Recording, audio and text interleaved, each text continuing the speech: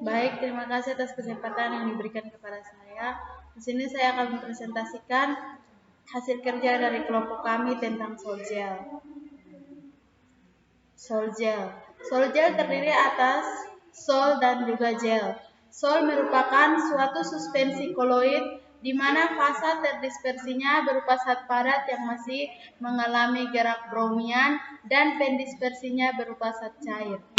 Gel merupakan suatu zat yang memiliki pori semi-rigid yang terdiri dari jaringan kontinu dalam 3 dimensi, yaitu terbentuk dari rantai polimer. Jadi, sol-gel merupakan proses pembentukan senyawa anorganik melalui reaksi kimia dalam larutan pada suhu rendah, di mana dalam proses tersebut terjadi perubahan fasa dari suspensi koloid sol membentuk fasa cair kontinu atau gel. Adapun metode sol-gel merupakan metode yang digunakan untuk membuat suatu material padat dari nanopartikel atau molekul yang berukuran kecil, terutama digunakan untuk fabrikasi dari oksida logam seperti silikon Si79 dan titanium Ti80. Metode sintesis nanopartikel itu adalah top down dan bottom up. Yang pertama proses top down. Proses top down tidak melibatkan reaksi kimia, terjadinya pemecahan material dari ukuran besar ke ukuran kecil. Yang kedua, proses bottom up, terjadi reaksi kimia dari material awal hingga dihasilkan material lain berukuran nanometer. Berikut gambar proses fisika dan kimia dalam sintesis nanomaterial.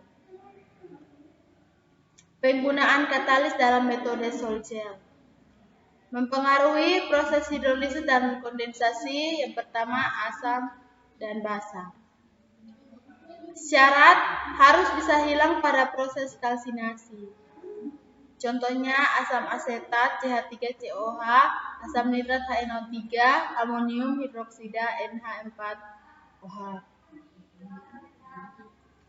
Tahap proses sol-gel.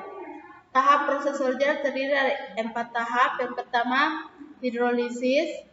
Tahap hidrolisis terjadi reaksi pergantian gugus alkoksida oleh gugus karbonil OH.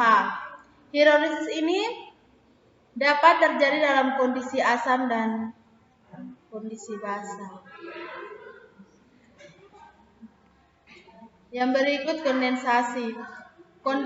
Reaksi kondensasi terjadi selama reaksi hidrolisis selesai. Reaksi kondensasi juga terjadi dalam suasana asam dan basa. Pematangan yang berikut tahap pematangan atau aging. Pada proses pematangan terjadi reaksi pembentukan jaringan gel yang kaku, kuat, dan menyusut di dalam larutan. Yang berikut pengeringan atau drying. Tahap ini pelarut yang tersisa perlu dihilangkan atau dibuang melalui proses drying. Kelebihan dan kekurangan metode sol-gel. Pertama, kelebihan, kemurnian yang tinggi karena prekursor organologam alkoksi dapat dimurnikan dengan cara destilasi dan rekristalisasi. Yang kedua, homogenitasnya lebih baik karena reagen yang digunakan dicampur pada ukuran atau tingkatan molekul. Yang berikut, porositasnya rendah dan tinggi dengan menggunakan pendekatan perlakuan pada pemanasan dan pembakaran. Kekurangan, biaya yang mahal untuk proses menggunakan prekursor alkoksida. Yang kedua, waktu proses yang relatif lama. Berikut terjadi penyusutan volume yang besar saat pengeringan. Yang terakhir, penggunaan pelarut organik yang dapat merusak kesehatan. Sekian dan terima kasih.